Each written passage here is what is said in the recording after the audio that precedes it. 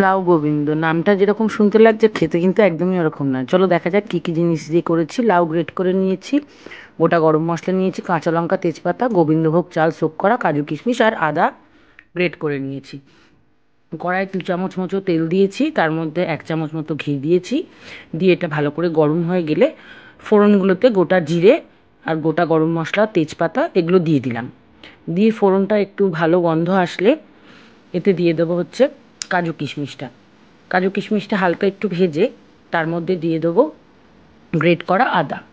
Great করা আদা দিয়ে ভালো করে নেড়ে চেড়ে দুটো যে কাঁচা লঙ্কা চিড়ে রেখেছিলাম সেই কাঁচা লঙ্কাগুলো দিয়ে দিলাম, এটাতে কাঁচা লঙ্কার স্বাদটা আসবে।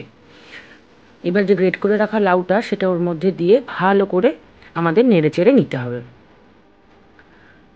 নিরামিষের দিনে এত উপাদেয় হয় এই পদটা, একবার করে খেলে তোমরা বুঝতে পারবে।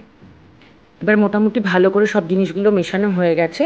এইবার এতে যে সোক করে রাখা গোবিন্দভোগ চালটা নিয়েছিলাম, আমি এখানে হাফ বাটি মতো গোবিন্দভোগ চাল নিয়েছি, সেইটা আমি ওখানে দিয়ে দেবো। তার আগে আমি স্বাদ মতো নুন দিয়ে দিলাম। এবার সেটাকে ভালো করে মিশিয়ে আমি এখানে ওই হাফ বাটি গোবিন্দভোগ চাল যেটা সোক করা ছিল সেই গোবিন্দভোগ চালটা আমি এতে দিয়ে দেবো।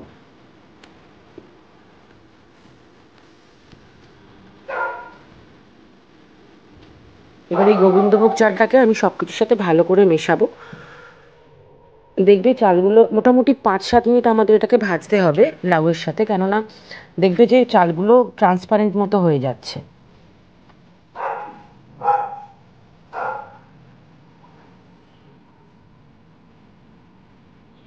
এই দেখো চালগুলো কীরকম ট্রান্সপারেন্ট টাইপের হয়ে যাচ্ছে। এইবার এতে ওই যে হাফ বাটি গোবিন্দভোগ চাল নিয়েছিলাম যে বাটিতে, সেই বাটির পরিমাণেই আমি 1 বাটি মতো জল এখানে দিয়ে এটাকে একদম সিম আঁচেতে চাপা দিয়ে 15 মিনিটের জন্য হতে দেবো।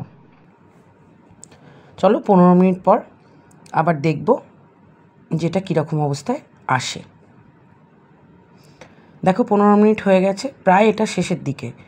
এইবার আমি এটাতে দেবো 1 চামচ মতো চিনি, এটা কিন্তু একটু মিষ্টি মিষ্টি হয়। দিয়ে 5টা মিনিটের জন্য ঢাকা দিয়ে রেখে দেবো। এবার ঢাকা দিয়ে রাখার পর এবার 5 মিনিট পর ঢাকা খুলে একটুখানি ওপর দিয়ে ঘি ছড়িয়ে ফ্লেম বন্ধ করে চাপা দিয়ে রেখে দেবো 15 মিনিট পর। একদম রেডি।